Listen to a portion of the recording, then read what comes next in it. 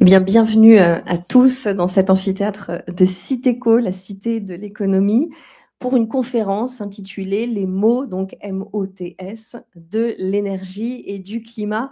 Il nous a semblé en effet, bienvenue, installez-vous, indispensable, nécessaire, important d'apporter un éclairage sur des mots que l'on entend, que l'on lit, que l'on emploie même tous les jours, sans forcément en avoir une définition précise, peut-être même sans en avoir la même définition, sans parler un même langage commun. D'où cette idée d'ouvrir, alors non pas exactement un dictionnaire, comme vous me le faisiez remarquer, mais un ouvrage qui reprend 30 mots du climat, livre que vous avez écrit, Christian de Pertuis. Bonjour.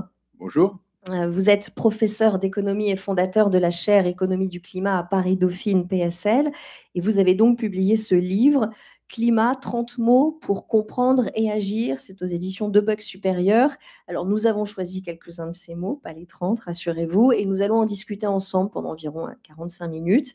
Et vous pourrez ensuite, c'est ce que je vous disais, poser vos questions.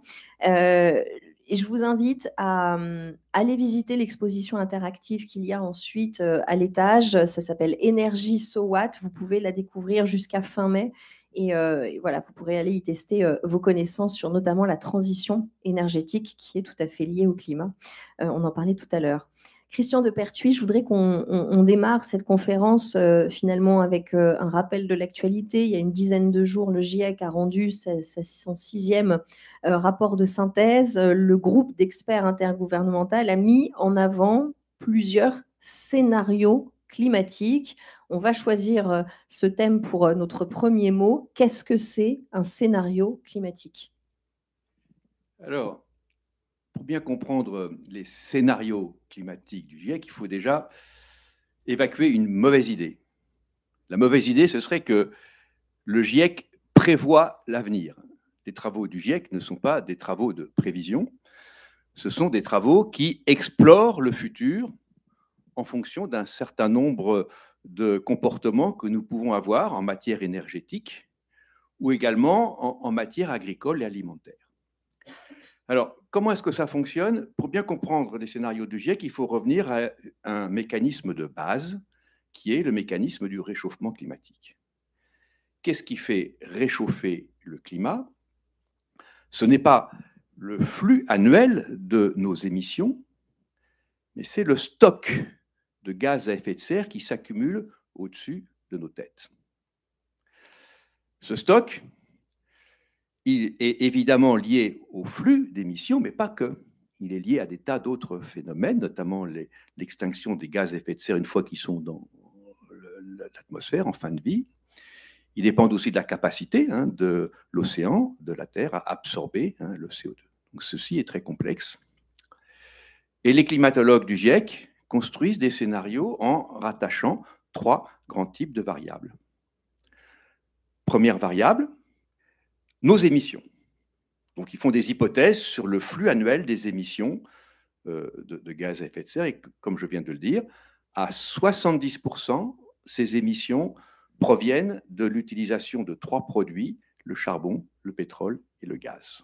Les fameuses énergies fossiles. Les fameuses énergies fossiles et la fameuse exposition Watt. Je signale que Watt fait partie aussi des 30 mots du climat. Ensuite, à partir de ces hypothèses sur les flux, le GIEC modélise l'impact de ces flux sur le stock.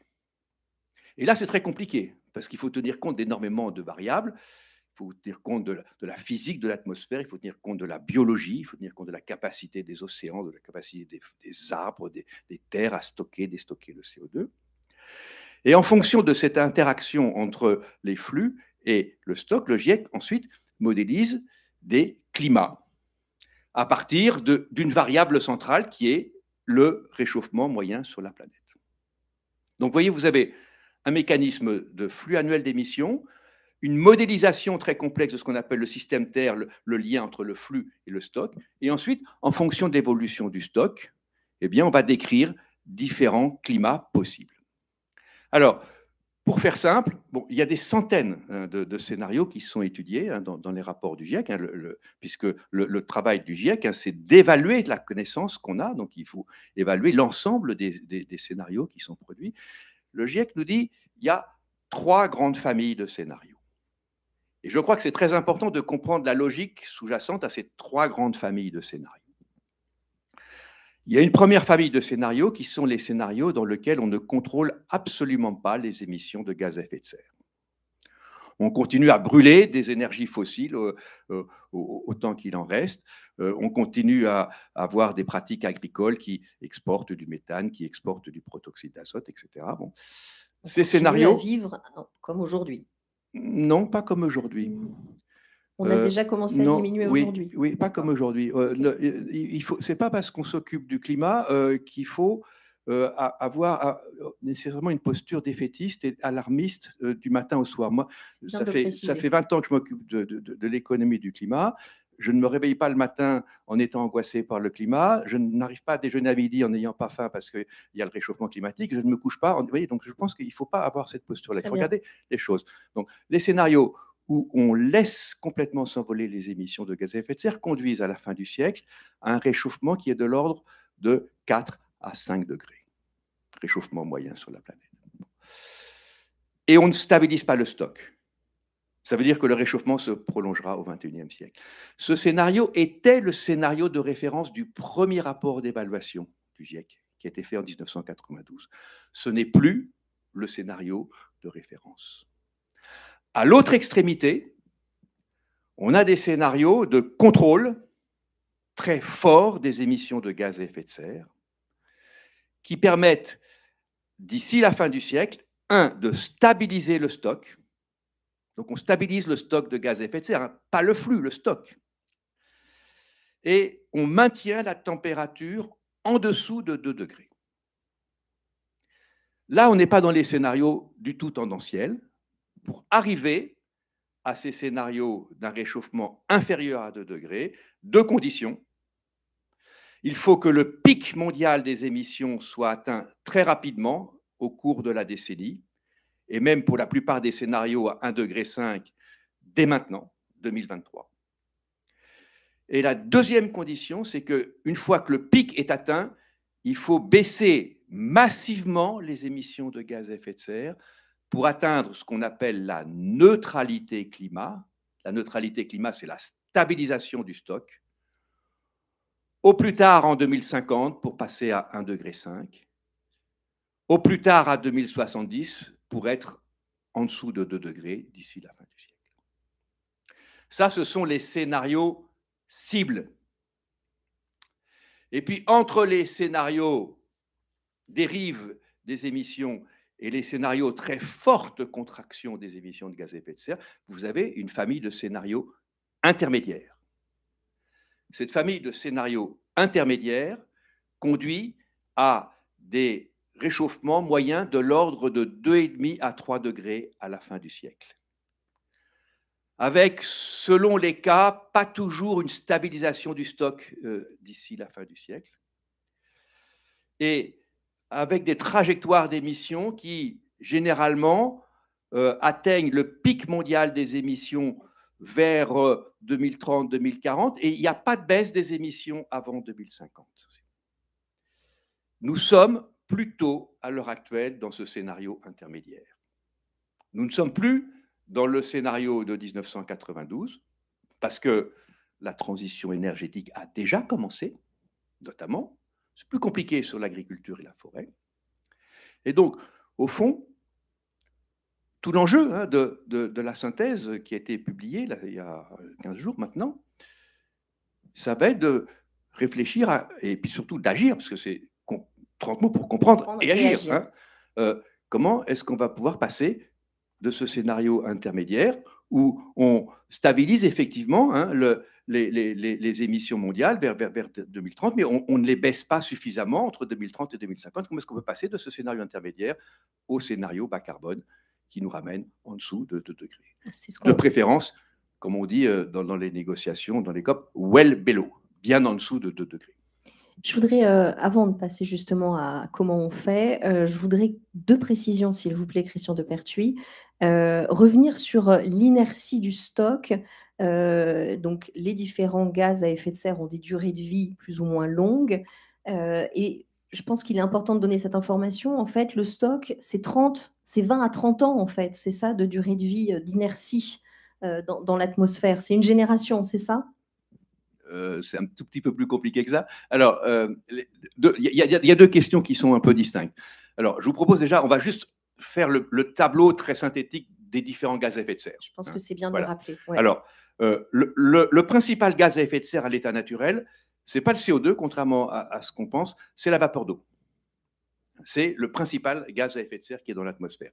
La teneur en vapeur d'eau n'est pas directement liée à l'activité humaine. C'est-à-dire que quand vous avez par exemple une centrale nucléaire qui envoie énormément d'eau, ça n'agit pas du tout sur le taux de vapeur d'eau, hein, qui dépend de tas de facteurs, hein, puisqu'il y a des jours où c'est humide, des jours où c'est sec, etc. Bon. Par contre, la vapeur d'eau joue un rôle très important dans les modèles climatiques parce que c'est une rétroaction. Ensuite, vous avez le CO2. Le CO2 est le principal gaz à effet de serre. Alors, je vais vous décevoir en vous disant que je ne peux pas vous répondre à la question quelle est la durée de vie moyenne du CO2 dans l'atmosphère, parce que la question, je vais être un tout petit peu indélicat, n'a pas tout à fait de sens, puisque certaines molécules de CO2 que nous envoyons dans l'atmosphère vont y rester moins de 24 heures.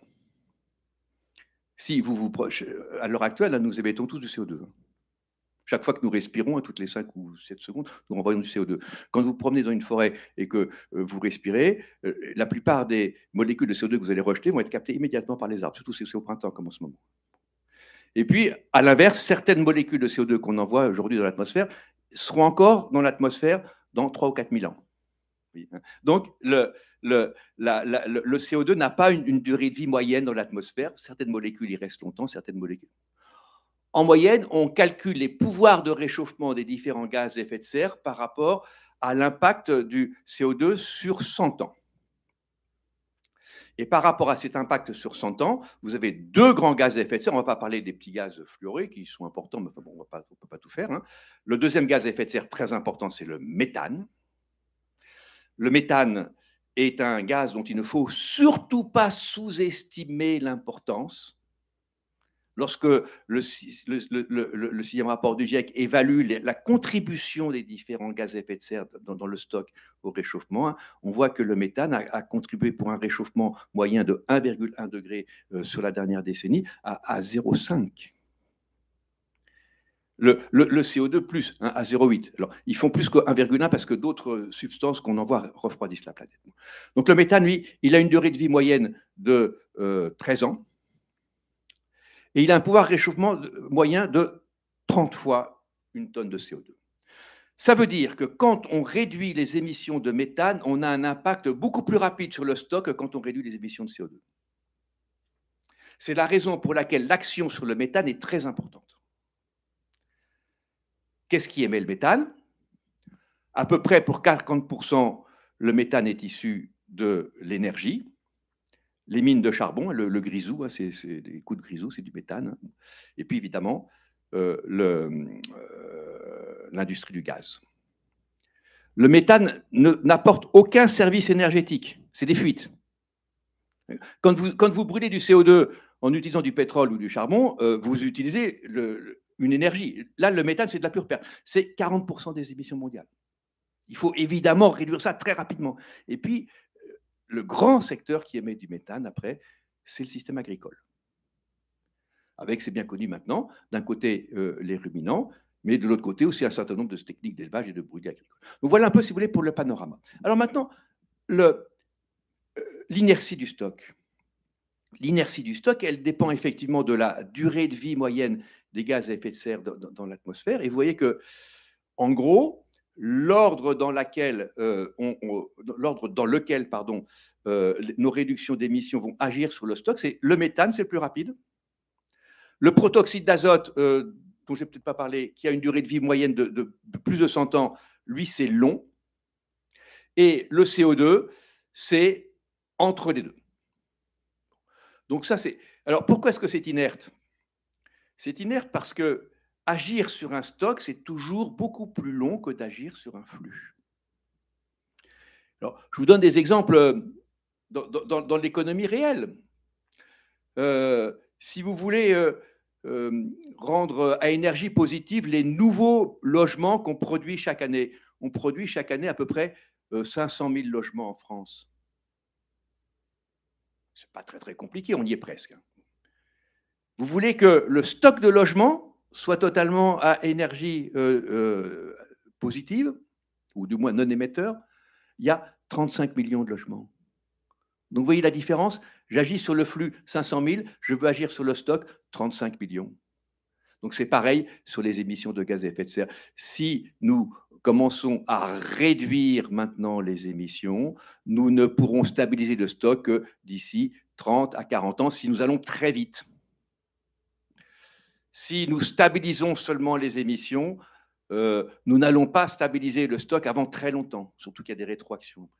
Donc, c'est la raison pour laquelle l'urgence climatique est très différente des urgences qu'on a dans la vie réelle. Parce que souvent, on associe l'urgence, par exemple, il y a un accident sur l'autoroute, il faut aller très vite pour être le plus vite possible auprès. L'urgence climatique, c'est que, compte tenu de l'inertie du stock, les émissions que nous faisons aujourd'hui vont impacter le climat que nous connaîtrons dans 30 ans et le climat que connaîtront les enfants, nos petits-enfants dans 60 ans, si vous voulez. Donc, c'est ça l'inertie du stock. C'est un phénomène intergénérationnel. On peut le dire d'une façon imagée. En gros, si vous regardez les scénarios dont on a parlé tout à l'heure, d'ici 2050, l'essentiel du climat, il est joué par le stock que nous avons déjà envoyé dans l'atmosphère. Ça veut dire quoi? Ça veut dire que moi, j'ai eu la chance d'avoir un petit-fils qui est né en 2020, qui s'appelle Baptiste. C'est-à-dire que le climat que Baptiste va connaître en 2050, il est très largement déjà joué à cause du stock. Bon, moi, probablement en 2050, je ne serai plus là, mais lui, Baptiste, en 2050, il aura 30 ans. Donc, quand Baptiste aura mon âge, c'est-à-dire un peu plus loin dans le siècle, c'est bien les émissions qu'on va faire durant les 30 prochaines années qui vont déterminer le climat que Baptiste connaîtra quand il aura mon âge, etc. Ouais, c'est ce que je voulais effectivement qu'on souligne. On est vous voyez, dans une dynamique intergénérationnelle. Et c'est ça qui est très compliqué à présenter, notamment à des politiques. Moi, j'ai eu l'occasion plusieurs fois de faire des missions d'aide au pouvoir public. C'est très compliqué d'expliquer ça aux politiques parce que lui, il retient qu'un seul truc. C'est 2050, ça va. J'ai le temps de terminer ma carrière. J'ai été élu pas sur un mandat de 30 ans. Donc c'est ça. De vision court terme ou long terme, bien sûr. Merci pour cette précision parce que je voulais vraiment que tout le monde comprenne bien cette importance de l'inertie du stock. Ce qui nous amène, et vous l'avez déjà fait la transition vers ce deuxième concept qui est celui de la neutralité carbone et qui est un concept central. Là aussi, qu'est-ce que ça veut dire et comment et quel est l'enjeu finalement? S'il n'y a pas de neutralité carbone, qu'est-ce qui se passe? Alors, c'est excessivement ça. Alors, juste un petit point de sémantique, puisque bon, j'ai fait un bouquin qui est sur les mots. Moi, je préfère le mot neutralité climat au mot neutralité carbone. Pourquoi? Parce que ça ne se joue pas seulement par... Parce que le méthane et le protoxyde d'azote et les gaz fluorés, ça compte aussi. Et qu'est-ce qui est important? C'est de stabiliser le stock de gaz à effet de serre. Tant que le stock de gaz à effet de serre n'est pas stabilisé, le réchauffement se poursuit. Donc, c'est ce que vous disiez, il y a deux façons d'y aller. Il y a à la fois la transition énergétique et la transition agroéconomique. Mais j'insiste sur ce point-là parce que c'est dit du reste dans le 6e rapport du GIEC, mais c'est vrai que c'est dit sous un mode un tout petit peu complexe à comprendre. Des fois, je ne sais pas si vous lisez les rapports du GIEC, il faut les lire. Moi, je les lis chaque fois qu'ils sortent, mais au bout d'un moment, c'est plus facile à lire parce que c'est toujours le même plan. Mais parfois, vous avez des trucs très importants qui sont dans des notes en bas de page. Donc, la question de la neutralité, c'est la neutralité climat, la neutralité de l'ensemble du stock. Et tant qu'on n'a pas cette neutralité, le réchauffement se poursuit. Par contre, un point important, une fois qu'on a la neutralité, c'est assez vite. Une fois que le stock est stabilisé, l'impact du stock sur le réchauffement global, c'est assez rapide. Je ne rentre pas dans les détails parce que après c'est compliqué parce qu'il y a d'autres machins qu'on envoie dans l'atmosphère qui s'appellent notamment les aérosols qui jouent aussi sur le réchauffement mais qui refroidissent. Alors maintenant, comment est-ce qu'on arrive à cette neutralité? Revenons sur Terre. Pour l'instant, avec le GIEC, hein, on a regardé le système Terre, l'atmosphère. Bon, mais jusqu'à preuve du contraire, on ne contrôle pas directement les gaz qui sont dans l'atmosphère. Par contre, on contrôle nos émissions. Donc, pour arriver à la neutralité carbone, il y a deux grandes transitions à faire. La première, c'est la transition énergétique. Il n'y a pas photo. Les émissions de CO2 et de méthane d'origine énergétique représentent 70% des émissions mondiales de gaz à effet de serre. Ça résulte de l'utilisation de trois produits: le charbon, le pétrole et le gaz, qui aujourd'hui encore contribuent à presque 80% des besoins énergétiques de la planète, un peu moins. On était jusqu'à 85%. Donc ça baisse un peu, mais voyez, on n'est pas... Et donc là, cette transition énergétique, c'est la première jambe de la neutralité climatique. On n'a aucune chance d'arriver à cette neutralité climatique si on ne fait pas cette transition énergétique. Et on va y revenir dans un instant. Voyez bien que cette transition, elle est tout à fait nouvelle dans l'histoire de l'énergie, parce que ce qui baisse les émissions, ce n'est pas de rajouter de nouvelles sources d'énergie, c'est d'enlever les énergies fossiles.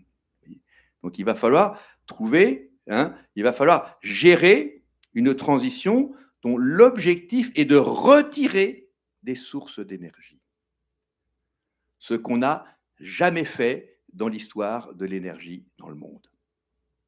Puisque depuis 1850, nous ne sommes pas dans une logique de soustraire des sources d'énergie, nous sommes dans une logique de l'empilement. C'est-à-dire qu'on ajoute les sources d'énergie les unes aux autres. En 1850, le système énergétique était basé à 98%, même un peu plus, sur l'utilisation de la biomasse. Biomasse qu'on utilisait directement pour l'énergie musculaire et en utilisant la force, la traction animale pour les travaux des champs, pour le transport, etc. La diligence, c'était bien l'usage de la biomasse. Et c'est assez long comme système parce que j'ai regardé il n'y a pas très longtemps là, pour le prochain bouquin que je fais, en 1950, vous regardiez les terres céréalières en France, vous aviez un quart qui était en seigle, en avoine. Pas parce que les paysans prenaient des flocons d'avoine au petit déjeuner, comme dans le 5e arrondissement, non, parce qu'il fallait nourrir les animaux de trait. Vous voyez, bon. Donc ça, c'est très... Et puis, à cette biomasse, on a rajouté le charbon, on n'a pas enlevé la biomasse, on a rajouté le pétrole, on n'a pas enlevé le charbon, on a rajouté le gaz, on n'a pas enlevé ni le pétrole ni le charbon. On a rajouté des gaz non conventionnels, etc. Donc, vous voyez, donc ça, c'est le premier point. Tant qu'on n'avance pas sur cette transition énergétique d'un bas carbone, qui est tout à fait nouvelle parce qu'il va s'agir de passer d'une logique de l'empilement, une logique de l'addition, une logique de la soustraction.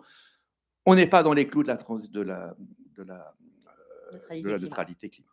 Mais il y a une deuxième jambe. N'oubliez jamais, il y a une deuxième jambe.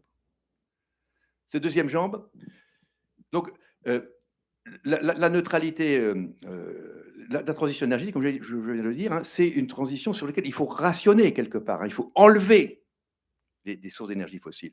La deuxième jambe, c'est tout le volet agricole, alimentaire, qui est, la première source d'émissions de CO2 première source d'émissions de gaz à effet de serre hors CO2, le méthane et le protoxyde d'azote. Chaque fois, la première source d'émissions, c'est les mises en valeur agricoles. Je ne rentre pas dans les détails, mais on pourra le faire dans la discussion si vous le voulez après. Et puis surtout, c'est la capacité de l'usage des terres à soit absorber du CO2, soit rejeter du CO2. Donc vous avez l'aspect forêt. L'aspect forêt, c'est le plus visible, le plus bon. Mais attention, pourquoi est-ce qu'on déforeste? Pas pour le plaisir de couper des arbres. La première cause de la déforestation dans le monde aujourd'hui, comme hier et comme demain, malheureusement encore un peu, c'est l'expansion des terres pour les usages agricoles et d'élevage. C'était comme ça dans toute l'histoire en Europe, qui était la première grande zone, et de la Chine, qui était la première grande zone à déforester. C'était comme ça. Le dernier grand front de déforestation dans les pays développés, c'est l'Amérique du Nord, la conquête de l'Ouest. En 1950, on émet beaucoup plus de CO2 en défrichant encore en Amérique du Nord qu'au Brésil ou en Indonésie. Et aujourd'hui, c'est la déforestation tropicale. Et puis, lorsqu'on creuse un peu, on voit que l'agriculture elle-même, suivant les techniques agricoles qu'on utilise, peut stocker ou déstocker du CO2. Vous avez des techniques agricoles qui stockent du CO2, des techniques agricoles qui déstockent du CO2. Vous nous donnez un exemple de chaque? Le labour est une technique agricole qui est utilisée principalement. Alors, je ne sais pas, il n'y a probablement pas beaucoup d'agriculteurs ici. Généralement, les gens pensent que le labour, ça sert à aérer le sol. Pas du tout. Ce qui aère le sol, c'est les vers de terre. Le labour, ça, c'est essentiellement quelque chose qui ameublit le sol et qui, surtout, qui permet de lutter contre les adventices, contre les mauvaises herbes. Supprimez le labour, vous allez stocker du CO2. Repasser sur une terre un labour régulier, vous allez déstocker du CO2. Labourer ou drainer sur un sol riche en matière organique, vous envoyez des masses énormes de CO2 dans l'atmosphère. Le pire, c'est le drainage sur une tourbière. Drainage sur une tourbière, on fait ça encore en Indonésie. Pratiquement plus, mais on le fait encore un peu. Vous coupez des arbres, vous êtes sur une tourbière, ensuite vous drainez, ensuite vous labourez, ensuite vous plantez des plantations. Vous émettez du CO2 pendant 50 ans. Autre exemple, alors on va regarder des exemples positifs, parce que j'ai dit tout à l'heure qu'il ne fallait pas désespérer. Bon, la reconstitution de substituer au labour un système en grande culture qui maintient le couvert végétal permanent. Vous ne labourez plus, vous avez un couvert végétal permanent, vous restockez du CO2. Vous rajoutez des haies, vous allez encore plus restocker du CO2. Donc, suivant les techniques que vous utilisez, vous stockez, vous déstockez du CO2. Bon. Voilà. Donc, retenons bien que pour atteindre la neutralité, la transition énergétique sur laquelle vous allez sans doute me poser encore quelques questions, mais la transition que j'appelle agroécologique, qui est sur une logique complètement différente parce que c'est une logique de bioéconomie. Il faut réinvestir dans la diversité biologique pour changer les méthodes agricoles et protéger les forêts. Et puis, je dis un dernier mot, si vous m'autorisez, oui, sur l'océan. L'océan. L'océan, c'est l'angle mort des politiques climatiques. Prenez les inventaires de gaz à effet de serre, on comptabilise tout, les échanges de... Il n'y a rien sur l'océan. Et pourquoi donc? Le rapport de l'IPBES, le GIEC de la biodiversité, nous explique que, effectivement, la biodiversité marine est aussi malmenée par l'empreinte humaine. Et qu'est-ce qui permet à l'océan de stocker le CO2? C'est la pompe à carbone océanique, qui repose principalement sur la biodiversité marine, les phytoplanctons et quelques autres animaux, ou végétaux du reste, suivant les cas, sous-marins. Donc l'empreinte humaine sur l'océan est très importante sur le climat à long terme, parce que l'océan est de très loin le premier réservoir de carbone de la planète, de très loin. Il y a 47 fois plus de carbone qui est piégé sous forme de sédiments au fond de l'océan qu'il n'y a de gaz, de CO2 dans l'atmosphère. 47 fois. Et sur la biosphère, c'est 3 fois.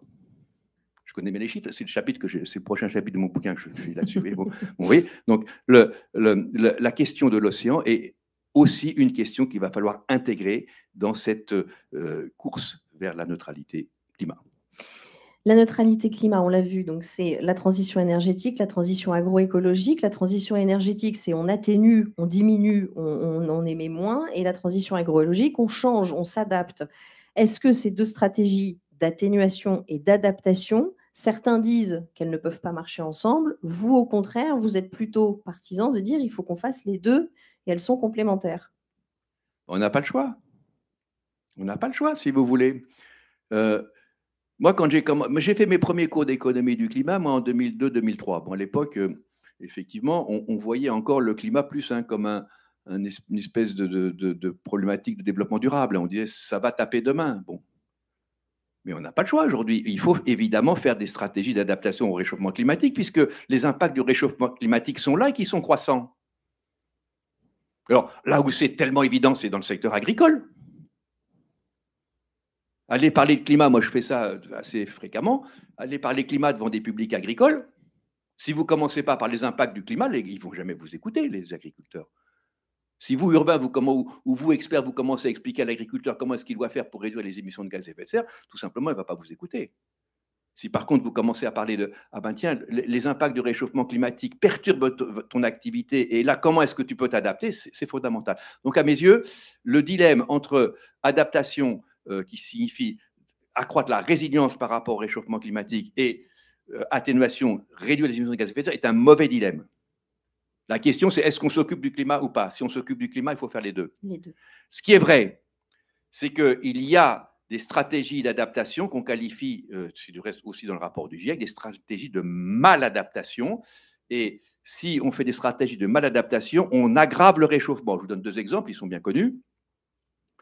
Si pour lutter contre les pics de chaleur en milieu urbain, vous mettez partout des climatiseurs, vous ne faites qu'aggraver le phénomène de pic de chaleur. Pourquoi? Tout simplement parce que le climatiseur, il envoie des gaz à effet de serre et pas que du CO2, parce qu'il envoie aussi des gaz fluorés dont je n'ai pas parlé, mais on n'a pas le temps. Et deux, surtout, il refroidit à l'intérieur, mais il réchauffe dans la rue.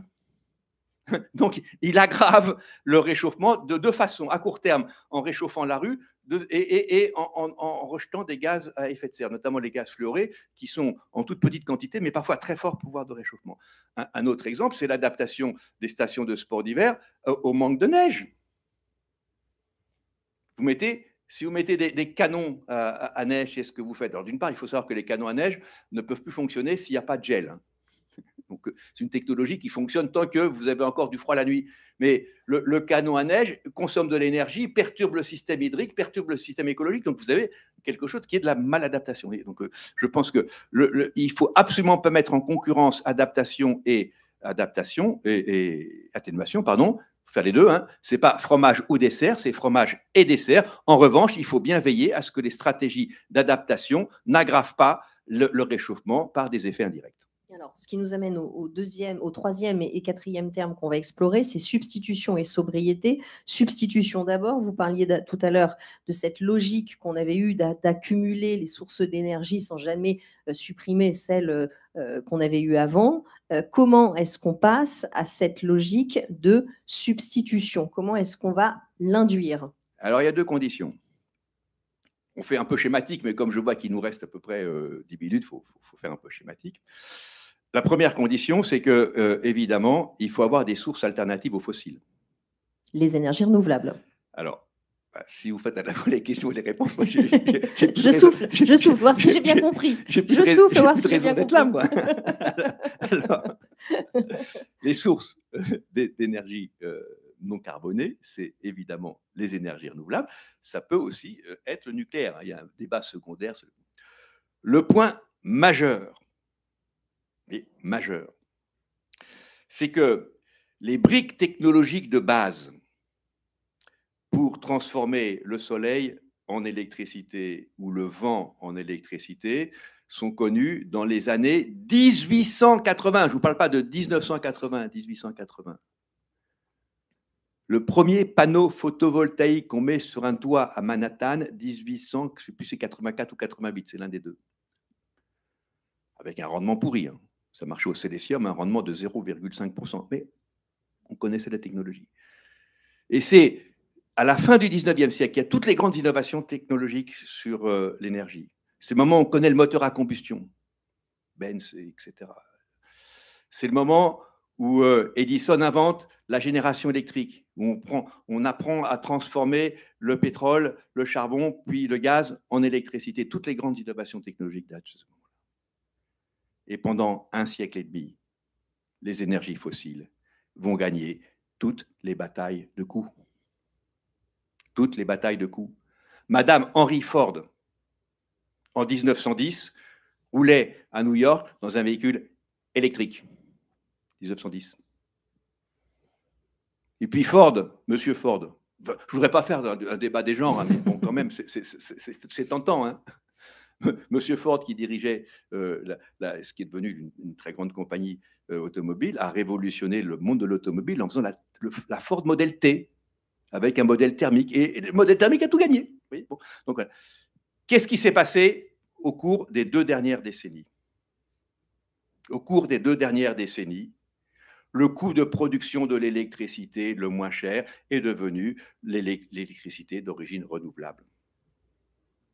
Et les énergies fossiles sont devenues plus chères. Je vous donne une illustration très pratique. Moi, quand j'ai commencé à faire mes premiers cours d'économie du climat, en 2003, j'expliquais à mes étudiants, quand on met un panneau photovoltaïque sur un toit en Allemagne, il faut une subvention de 700 à 800 euros la tonne de CO2.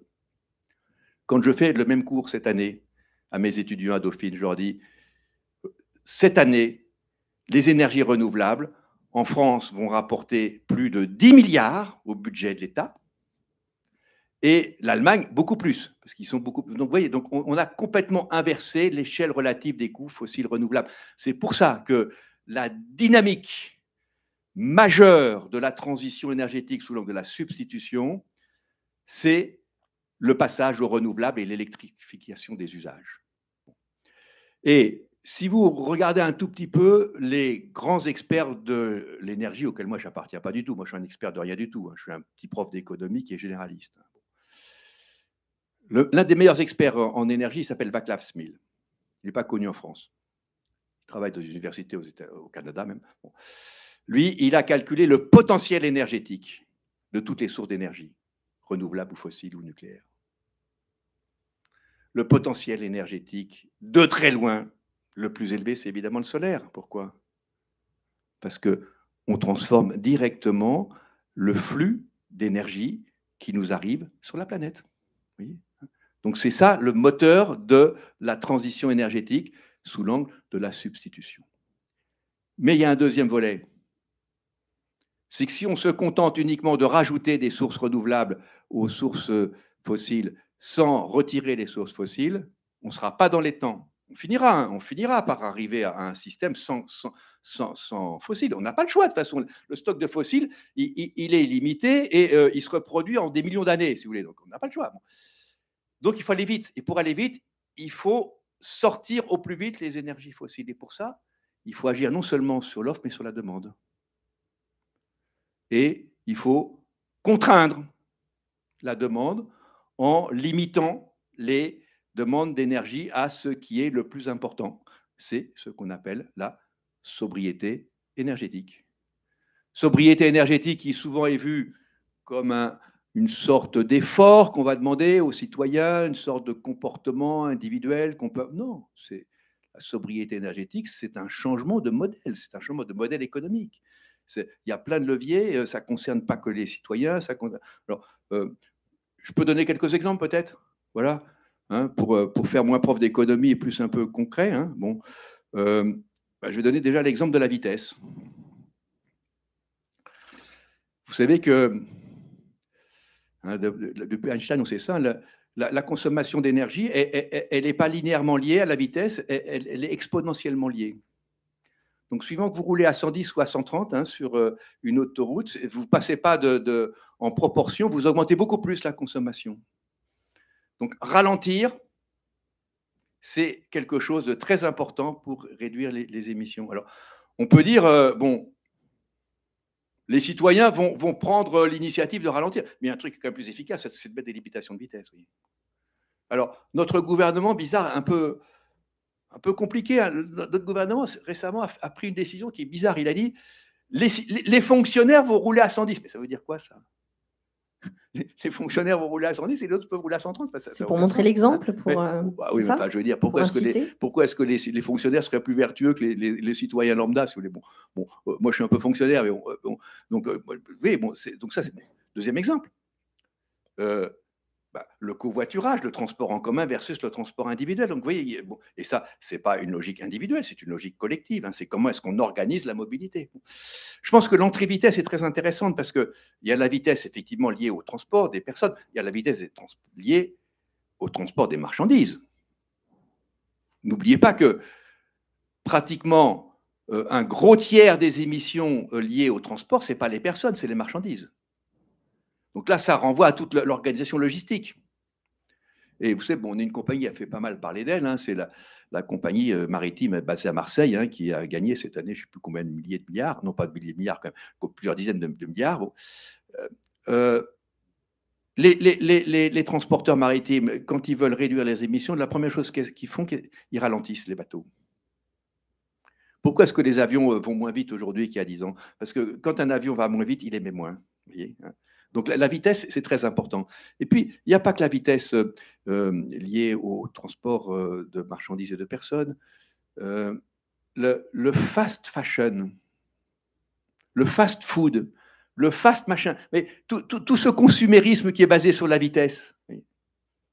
C'est tout ça qu'il faut retirer, hein, du fonctionnement social si on veut effectivement accélérer la transition énergétique et basculer d'une logique de l'addition vers une logique de substitution. On va conclure avec un dernier mot qui est assez étonnant, mais que vous allez nous expliquer, c'est le mot donut. Dites-nous pourquoi. Fast food, mais je ne crois pas que ce soit ça. le donut, bon, vous connaissez tous, hein, ce beignet en forme dorique, hein, qu'on trouve à tous les coins de rue à Manhattan, hein. Bon, alors, le donut, c'est une représentation schématique qui a été introduite par une économiste qui s'appelle Kate Raworth, qui est britannique, hein, comme son nom l'indique, et qui est tout à fait pertinente à mes yeux. Kate nous dit que l'économie de demain, ça va être d'insérer le fonctionnement du système économique entre deux frontières. Il y a une frontière extérieure. La frontière extérieure, elle est liée à toutes les problématiques environnementales globales.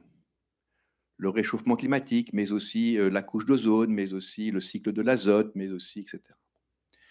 Et donc, si on veut être dans une zone de fonctionnement sécurisé, hein, pour la société, il faut qu'on ramène notre économie à l'intérieur de ce plafond. Donc, pour le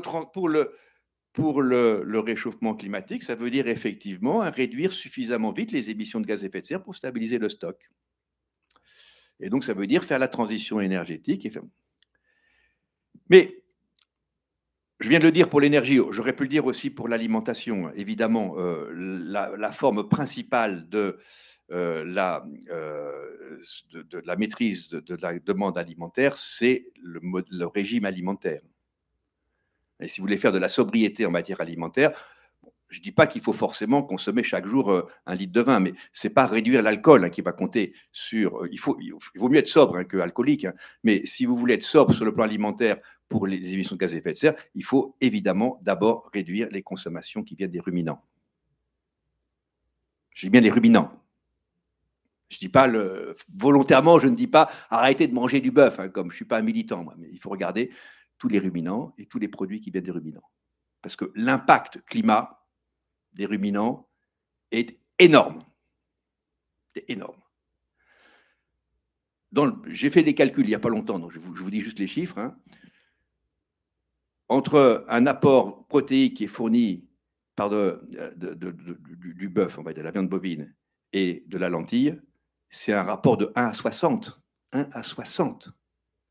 Donc, vous économisez 60 fois, vous voyez, la quantité de CO2 lorsque vous prenez une partie de votre apport protéique en lentilles, qui est un très bon produit alimentaire par ailleurs. Et en plus, moi, j'aime les lentilles. Donc, oui. Et je n'aime pas trop le bœuf, donc j'ai aucune difficulté à le faire. Bon, voilà. Bon, donc, ce volet, hein, oui, bon, ça, c'est le volet sobriété. Ça veut dire quoi? Ça veut dire qu'il y a des planchers. Il y a des planchers sur l'énergie, il y a des planchers sur l'adaptation. Ces planchers, c'est quoi? Il faut être en dessous des plafonds et il faut être au-dessus des planchers de fourniture des biens essentiels, on va dire. Donc, la fourniture des biens essentiels, vous en avez qui sont fournis par le marché. Ça veut dire qu'il faut faire évoluer, hein, nos structures de consommation vers plus d'égalité, en supprimant les gaspillages et en s'assurant que l'approvisionnement est bien fourni pour les denrées de base. Le domaine où, pour moi, c'est le plus important, c'est l'alimentation. C'est le plus important, pourquoi? Parce que aujourd'hui, la faim dans le monde qui augmente, hein, la faim dans le monde, il faut le savoir, augmente depuis 4 ans. On a énormément baissé la faim dans le monde, hein, depuis 1970. Depuis le milieu des années 2010, on a cessé de faire des progrès et depuis les 4 dernières années, on réaugmente parce que le prix des aliments de base augmente. Et puis, il y a l'effet Covid aussi qui joue.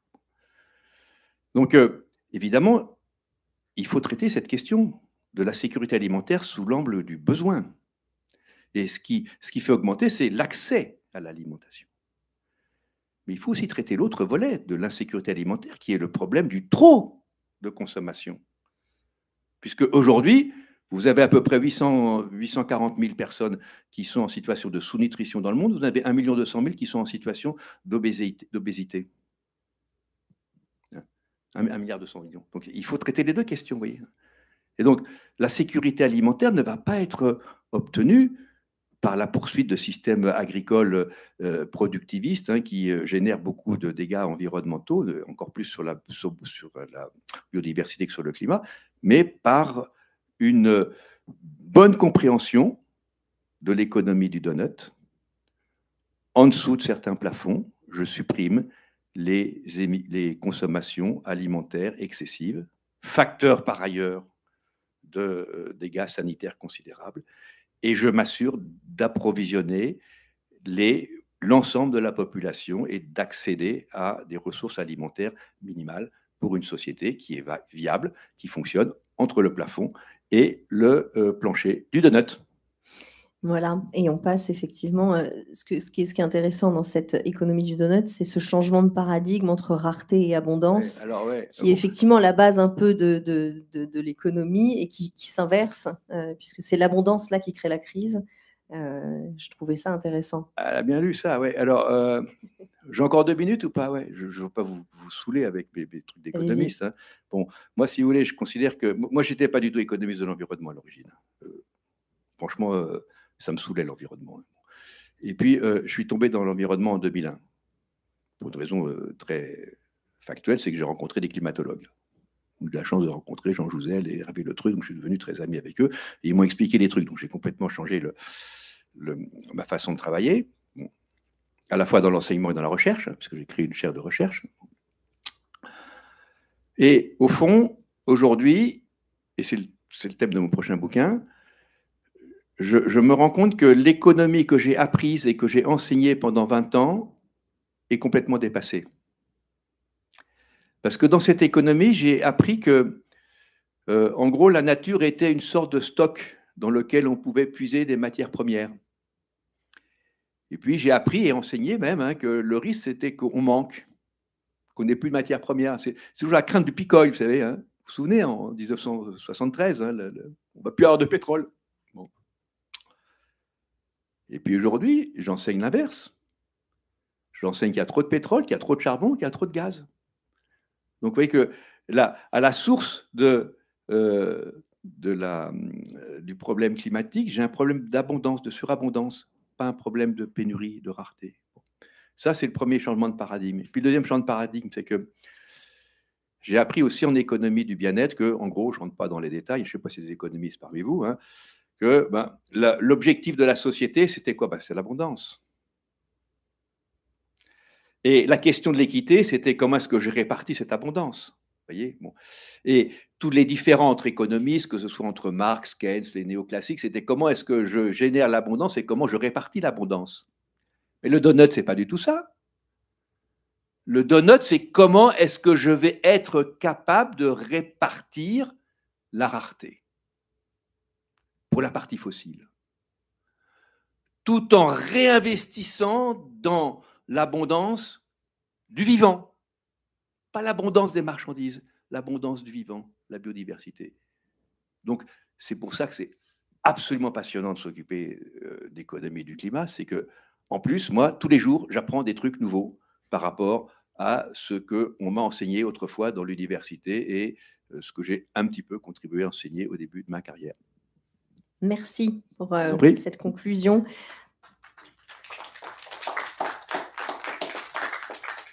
Et je vous laisse la parole si vous avez des questions à poser à Christian Depertuis. Alors, il n'y a pas de micro qui circule parce que personne n'est là pour faire circuler le micro, mais si vous parlez fort, on va vous entendre. Monsieur.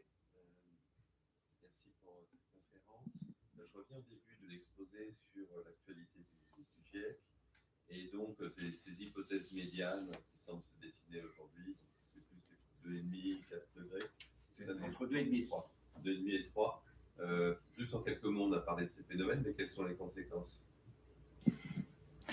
Alors, c'est un volet très important. Le rapport du GIEC, hein, il y a 3 volumes. Le deuxième volume s'attarde sur effectivement les impacts du réchauffement climatique. Bon. Si vous êtes dans le scénario tendanciel à 2,5 et 3%, les premières. Alors, on ne va pas tout décrire. Le réchauffement moyen, ça crée des perturbations qui ne sont pas du tout réparties de la même façon suivant que vous êtes sur la Terre et sur les océans, puisque les océans sont des régulateurs thermiques. Donc, en gros, un réchauffement climatique de 2,5%, c'est un réchauffement sur les continents qui est de l'ordre de 3,5%, voire 4% sur certains endroits. Beaucoup plus aux pôles. Parce que plus vous êtes proche des pôles, plus... 2, la distribution des températures est perturbée. Donc, c'est une planète dans laquelle vous avez de plus en plus de pics de chaleur. Et en gros, avec un réchauffement de 2,5 à 3, les canicules qu'on a connues, par exemple, en Europe en 2003, se produisent à peu près tous les 4 ans. Les canicules qui équivalent à celles qu'on a eues dans un futur régime, c'est beaucoup plus élevé. Il y a une bonne illustration de ce vers qu'on se dirige par le pic de température qui a été observé au Canada il y a 2 ans. 49,6 degrés hein, au bas des Rocheuses. 49,6 degrés. Je ne parle pas du Sahara. Moi, j'ai habité 4 ans en Algérie, hein, donc je connais un peu le Sahara. Hein. Là, je parle de villages au bas des Rocheuses. 2, point fondamental. Le réchauffement moyen perturbe fondamentalement le cycle de l'eau. Alors là, il y a un contresens à ne pas faire. Une planète qui chauffe est globalement une planète plus humide. C'est-à-dire que la quantité de précipitation globale qui va tomber va être supérieure. Il n'y a aucun doute là-dessus. En revanche, la distribution de ces précipitations va être perturbée à la fois sous l'angle de la distribution temporelle et de la distribution spatiale. Sur la distribution spatiale, pour faire simple, les zones intertropicales, qui sont par exemple pour nous la zone bassin méditerranéen, qui est entre le Sahara et le climat tempéré, va devenir encore plus sèche. Le Sahara, lui, peut plus devenir beaucoup plus sec. En plus, il y a un problème mousson sur une bombe. Je ne rentre pas dans le détail. Bon. Et à l'inverse, beaucoup plus de précipitations sur la partie septentrionale de l'Europe. Et la distribution fait qu'il y aura beaucoup plus de précipitations très fortes et abondantes qui créent par exemple des effets Cévenol. Vous voyez qu'aujourd'hui en France, on a déjà une vision hein, de ces évolutions. Aujourd'hui en France, on a moins de précipitations dans le sud-ouest dans le sud-est de la France, mais on a de plus en plus d'effets violents qui sont très difficiles à contrer. Les inondations en Allemagne aussi oui, par exemple, oui, les inondations très fortes, enfin pas les inondations, les précipitations. L'inondation. Alors il faut bien aussi faire attention. Quand on parle des phénomènes, il y a des phénomènes climatiques et puis il y a des phénomènes qui ne sont pas climatiques. Une inondation n'est pas un phénomène climatique.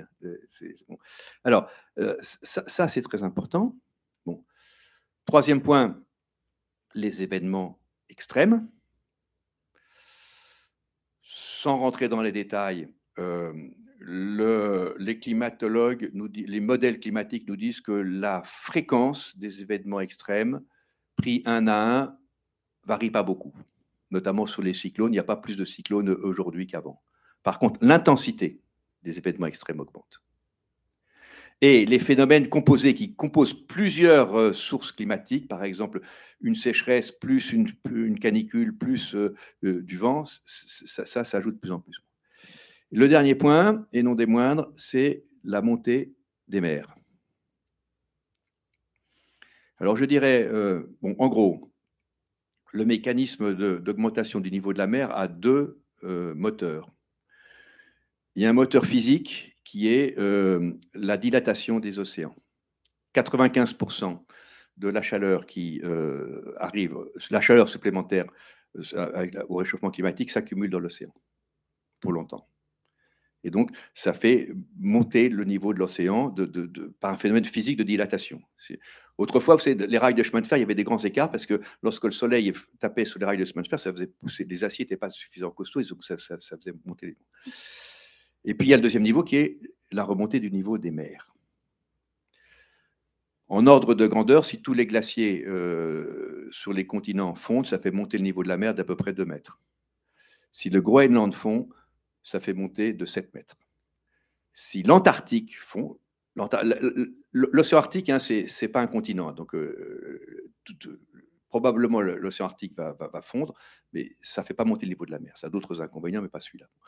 Si le continent Antarctique fond, là, on passe à 60 mètres. Donc, la remontée du niveau de la mer est effectivement la variable la plus complexe à gérer, mais c'est une variable qui va jouer de façon très lente, mais très longue.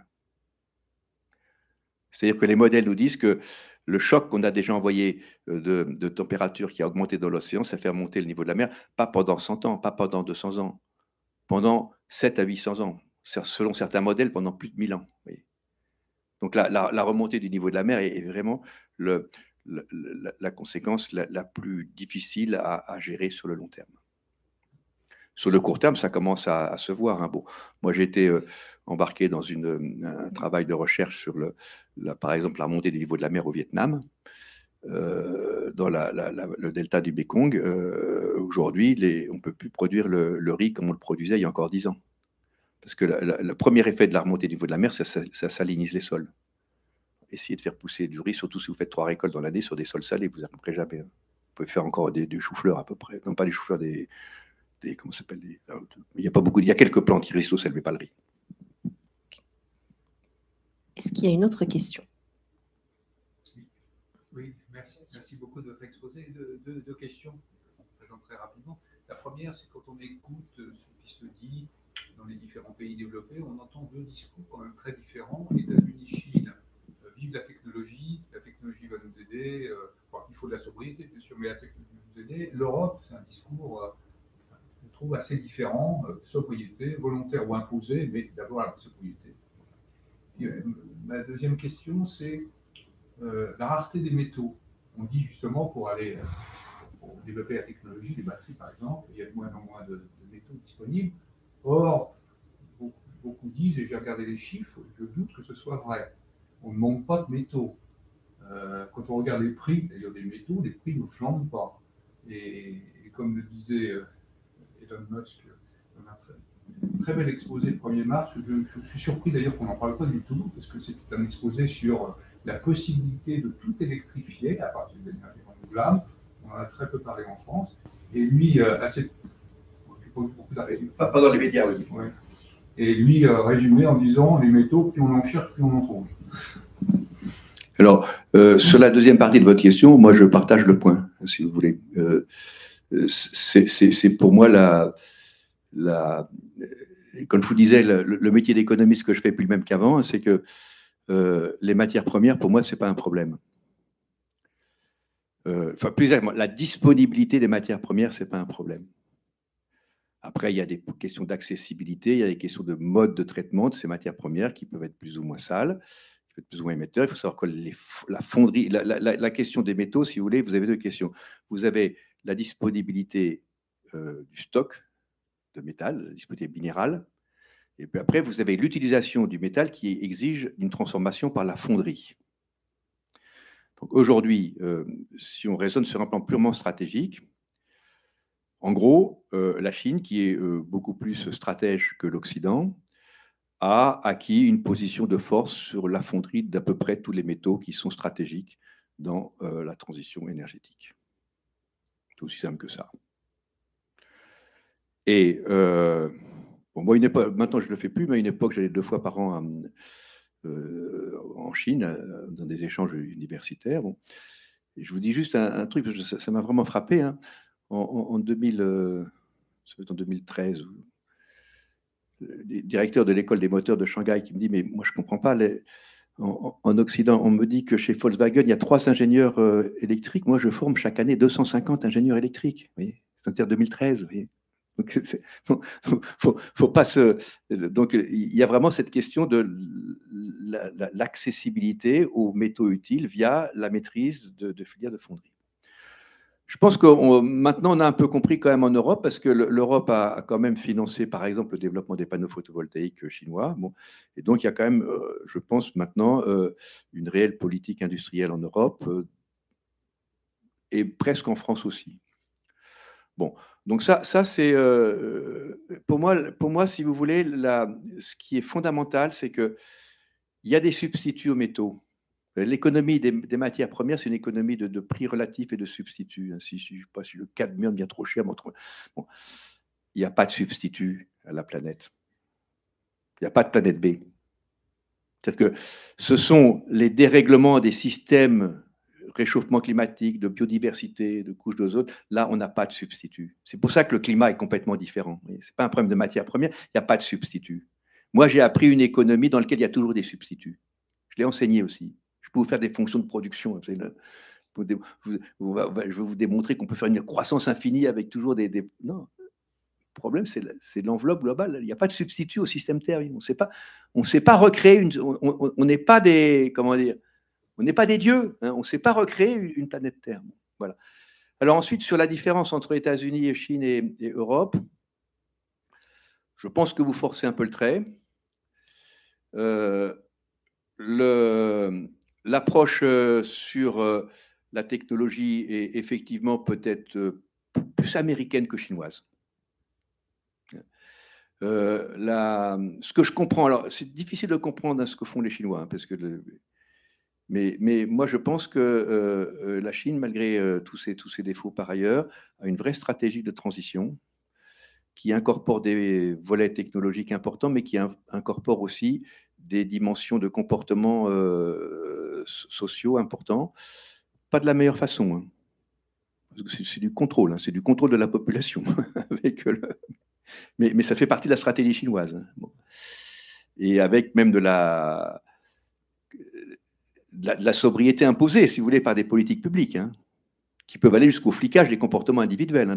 Dans des villes nouvelles en Chine, hein, vous avez votre portable, hein, va dire aux responsables locaux exactement quelle est votre consommation d'énergie. Les États-Unis, à mon avis, sont dans une phase assez étonnante.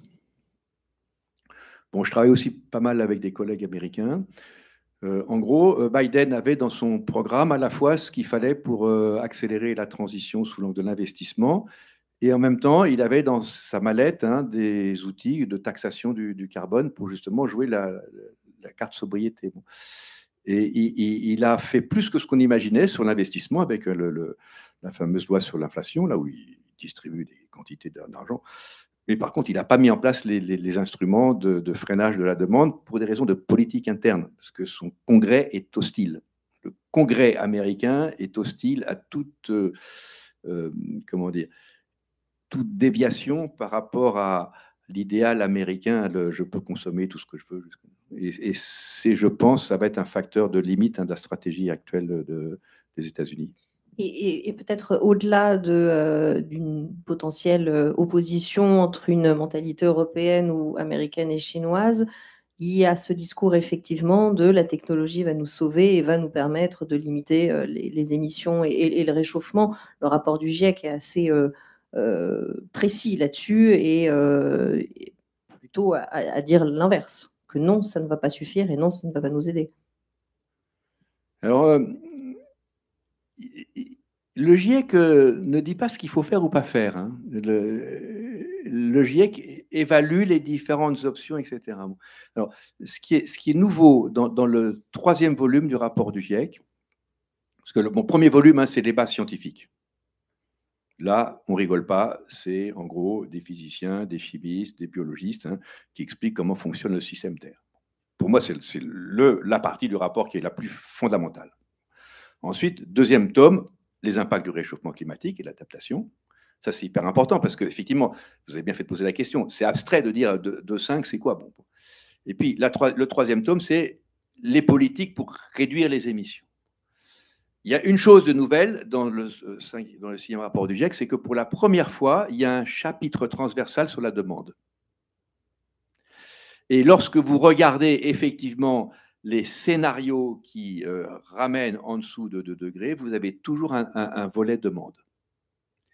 Mais le GIEC ne vous dit pas faut faire la sobriété, hein, il vous dit Et bon, moi j'ai regardé, sur la partie énergie, je ne regarde pas beaucoup le rapport du GIEC parce qu'en réalité, le rapport de l'agence, le défaut du rapport du GIEC, c'est comme c'est long à sortir, une fois que ça sort, c'est déjà un peu obsolète pour nous, vous comprenez.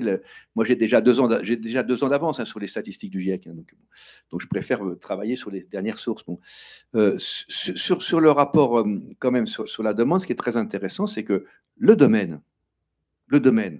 seul domaine où vraiment vous avez pratiquement un tiers des réductions d'émissions, ça vient de la demande, c'est le domaine alimentaire et agricole. Sur l'énergie, ça compte, mais ça compte moins. Il n'y a pas aujourd'hui de stratégie bas carbone sur l'alimentation qui ne passe pas par une action très forte sur la composition des régimes alimentaires. Sauf à imaginer des solutions technologiques dont moi j'ai un peu regardé. Ça ne tient pas la route, hein, la viande cellulaire, des choses comme ça, mais vous avez besoin d'énergie, de cellules souches, etc. Ça ne marche pas ce truc-là. En plus, vous imaginez un peu l'alimentation, c'est une composante culturelle, sociale hyper importante. On ne peut pas se mettre à bouffer des cachets produits de façon... C'est un peu comme dans le film, je ne sais pas si vous l'avez vu, le film Soleil Vert. Hein. Le Soleil Vert, en fait, vous rebouffez des cachets qui ont été produits par... Enfin, bon, bref, ça ne marche pas. Ça ne marche pas. Ça ne donne pas très envie. Monsieur, vous aviez une question, peut-être la dernière. Oui, une petite provocation aussi. Merci pour cette œuvre de pédagogie. Je pense que beaucoup de gens dans la société française parlent beaucoup du climat, n'y comprennent rien. Il faut vraiment revenir aux fondamentaux physiques, comme vous le faites, c'est important.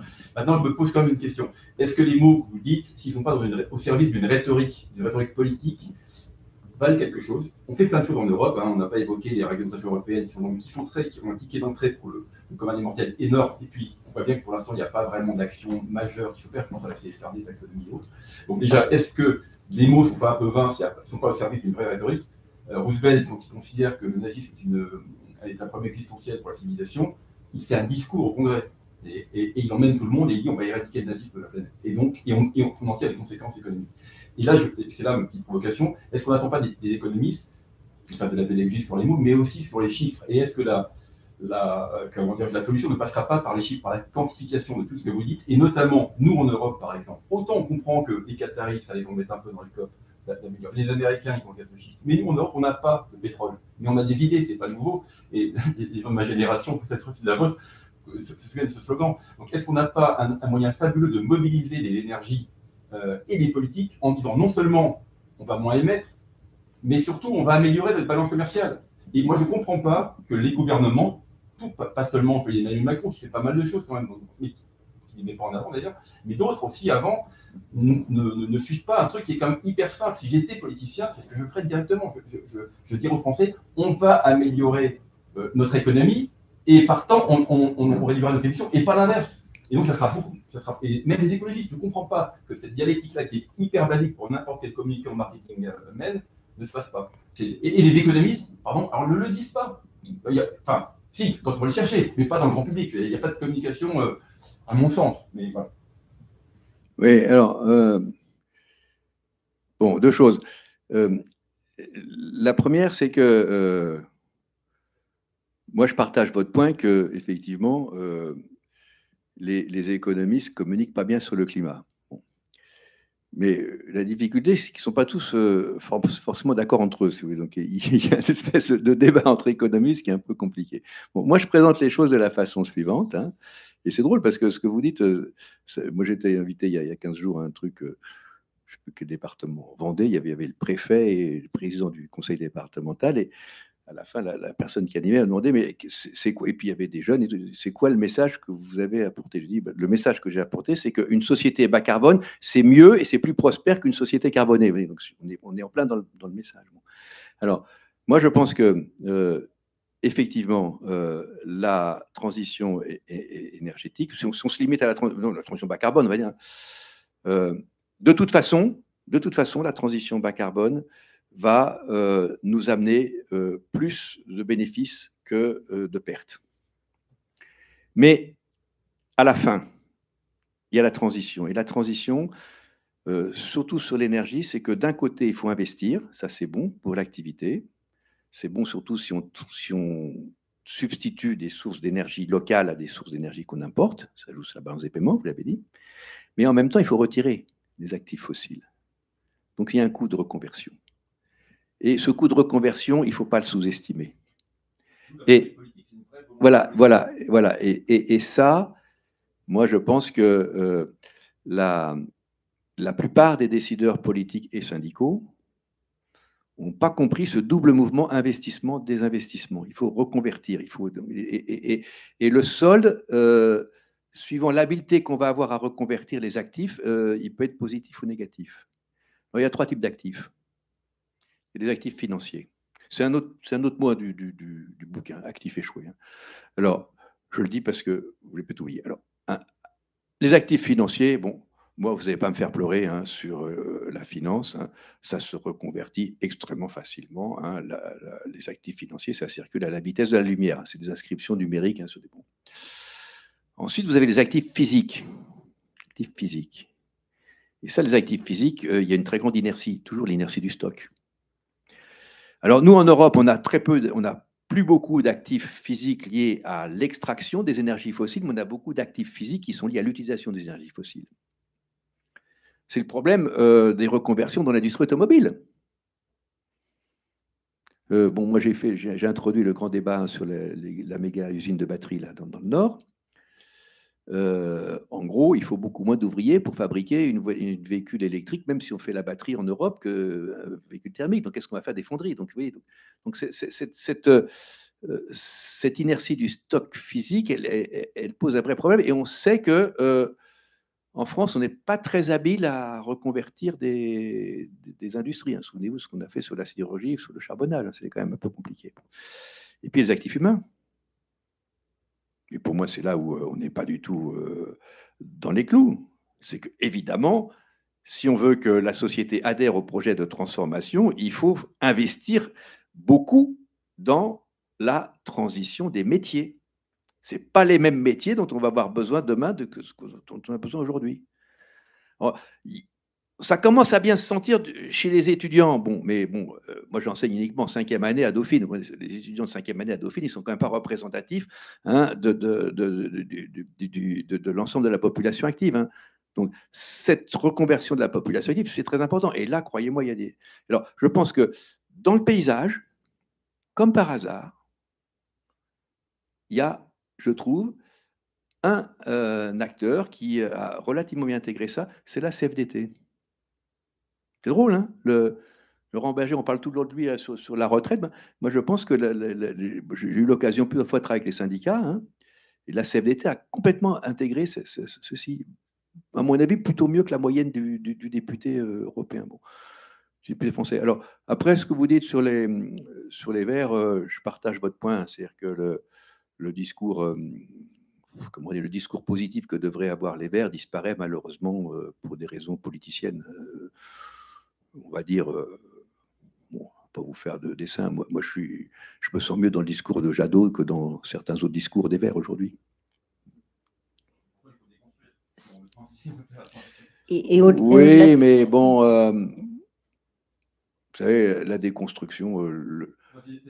Oui, mais le gars de base de la déconstruction, ce qui compte quand même, c'est qu'est-ce que j'ai à la fin du mois, c'est quoi ma perspective professionnelle, etc. Enfin,